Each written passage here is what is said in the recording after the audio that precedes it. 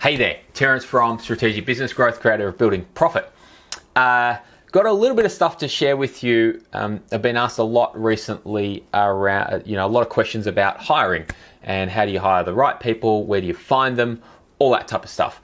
And I thought I'd just share, to begin with, some practical hiring tips to get us started.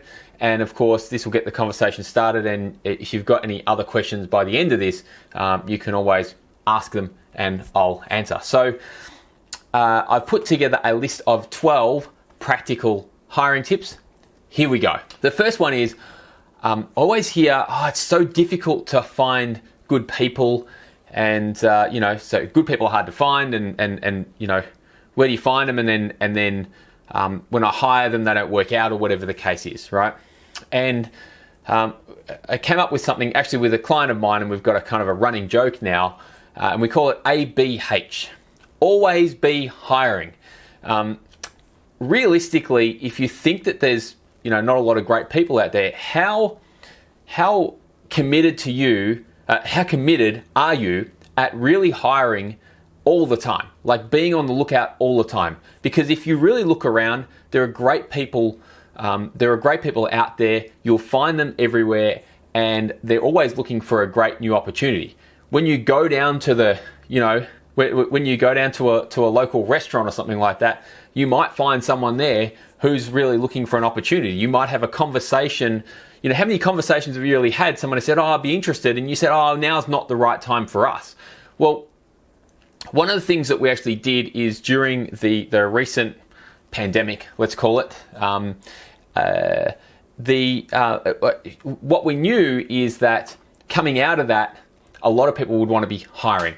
And there'd also be a lot of great talent out there, like a lot of great people out there to join their team. And so what I basically said, the advice I gave to my clients was always be hiring, start doing it now. So even if you can't take these people on now, have those conversations, start making a list of people that you can get in contact with before we know that we need to ramp things back up again. Because obviously things got a little bit quiet for a while, but realistically, when I look at most of the clients that I've been dealing with, their businesses actually came out of that pretty strongly. So, and I wouldn't say we're completely out of the woods just yet, but that's the first tip anyway. Always be hiring. Always be on the lookout for good talent.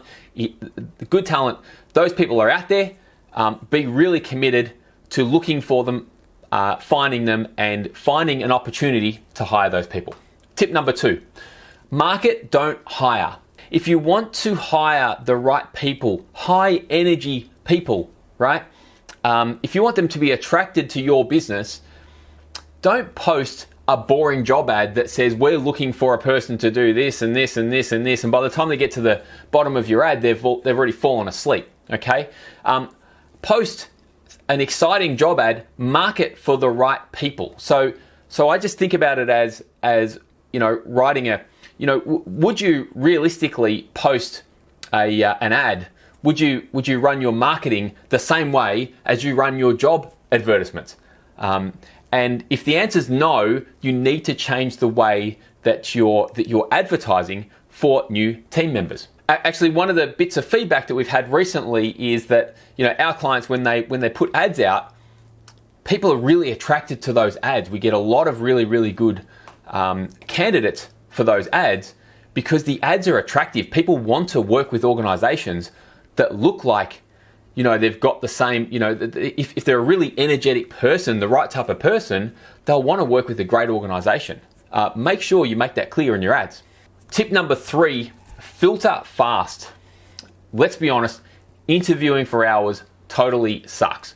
So what you want to do is put some things in your ad to filter people out. So recently we've been doing a lot of ads which require someone to record a video and have a complete set of instructions that someone needs to follow to be able to apply for the ad. Reality is that 95% of applications don't include or in 95% of cases, those instructions haven't been followed. So it's really easy then to filter out. So you want to be able to put some mechanisms in your advertising process and in the entire process of hiring so that you can filter the wrong people out quickly and the right people shine through really, really quickly. They'll do all the right things. They'll record the video in our case, and they'll follow the instructions completely. All right. Tip number 4, attitude over aptitude. You can teach most people how to do almost anything, but it's very difficult to teach attitude. So even if you find someone who is great at what they do or have loads of ability, and I'm sure you've seen this before, someone who's got loads of potential, but they've just got the wrong attitude, okay? And that is very difficult. That can be very difficult to shift. So if you start with the right attitude and the right amount of aptitude as well, you can teach someone almost anything. So attitude over aptitude for me every single time. Tip number 5, hire the right people for the right seats. There's a great book, pun intended, I guess, great book called Good to Great by Jim Collins. Really, really worthwhile read. But one of the key principles in there is hire the right people for the right, put them in the right seat. So put them in the right job. So make sure that you're really clear about what the role is that you're actually hiring for, and then put the right person with the right aptitude, the right skills, the right attitude for that position. Okay. Tip number 6, don't ask standard interviewing questions. This is an interesting one because realistically, what I've found is that interviews are much more effective. You get much better feedback if you really get people out of their comfort zone and you allow them to answer something that's a little bit different. Those old standard boring, what experience have you had for this job, and where have you worked in the past, and all that kind of stuff. Look, I guess the questions are relevant. It just depends on how much you really want to know about your applicants. When people get put outside of their comfort zone, you find out a lot more about them a lot faster, okay? So, and going back to one of my previous points, if you don't want to spend hours and hours and hours interviewing people, ask questions to get them outside of their comfort zone as quickly as possible. Especially if you're, builder, trade, all that type of thing, you'll find a lot of stuff out that you may never have known otherwise, okay? Tip number 7, it's a really interesting one, right? Never expect them to treat you differently to the way that they treat others. And the reality is that they won't. And there's a story about how I, kind of came across this kind of principle. But if you think about it, during the interviewing process, you'll get some little clues as to how they think, how they act towards other people, things that they've done in the past, all that kind of stuff. So when you get those little clues, if you find that that they've treated other people in a particular way that you don't think is the right thing to do, and you don't want them to do it to you, then you're probably better off not to hire them, okay? Really simple one. Like I said, these are practical hiring tips. We're not talking about disc profiles or anything like that here. All that stuff is helpful, but this is just really from a really practical level. Most of this stuff will cost you almost $0 to implement, and you can implement it very, very quickly, and it'll make a huge difference to your hiring process without a hell of a lot of work. Tip number 8. Some people are good at being interviewed, and some people are great at doing the job. Here's the kicker. They're not necessarily the same people, okay? So one of the things that I realize when I go into an interview is some people have practiced this stuff. Some people are really good at knowing how to be interviewed, how to give you all the right answers that you want to hear to the questions that you're asking, okay? That doesn't necessarily make them the right person for the job. In fact, quite often what I'm looking for is just someone who's genuine. I can tell that they've got the right attitude. They don't give me all the answers that I want to hear. They don't tell me the stuff that I want to hear. They tell me the truth. They genuinely, are acting with integrity. Okay, and that's what we're really looking for. So, really interesting one that I've kind of picked up over the years.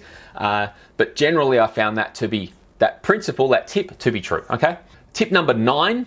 We're getting through these. When you're interviewing, listen for what is not said as well as what is being said. So quite often we listen to the answers to the questions, but what you're really looking for is the clues, the space between the notes, if you like, the things that are going to help you to put together the full story of what's actually going on. So quite often you'll get And I can't give you a specific example right now, but quite often you'll get, answers to a few different questions, and when you really think about it, they don't fit together, okay? And so what you want to do is go a little bit deeper on that if you're finding that things don't fit together. But look for the things that lots of the things that aren't being said, and if you ask a question and it's just being skipped over, well, sometimes, maybe not all the time, but sometimes that you might want to delve a little bit deeper, or that might be a little bit of an alert, okay? Tip number 10, really interesting one. Don't be afraid to trial them. So, you do a few, you might have a whole lot of applications, you do a few interviews. If you've done it right, you hopefully won't be doing too many interviews, you will have filtered quite well. And, you've got your top 2 or 3 applicants. And sometimes it's the best course of action is to give them a quick trial, okay? Interviews and references will only ever tell you so much. When you actually put someone into action in your office, in your workspace, whatever it is, you're going to see things that you would not have picked up in an interview ever, okay? Tip number 11, don't have enough fingers for that. Cool. It doesn't take much more time or effort to hire 2 people instead of 1. All right, really great mentor of mine, James Schramko, calls this, what does he call it? He calls it the Noah principle, okay? Now, it's not always possible. There are some roles in your organization, it's only really practical to hire 1 person. But for instance, when you're outsourcing some things, you might be better off to hire 2 people, and hey, if one of them doesn't work out, you're not left without someone. In terms of hiring apprentices and things like that, sometimes, right, if you've got the ability to, you might be better off to bring on 2 apprentices, because if you're training them both, you've got to spend, it's not going to take you too much more effort to train both of them, as opposed to just training 1 at a time consistently. All right, and you'll bring 2 people on, you'll increase your capacity to get the work done fairly, much faster if you do things that way.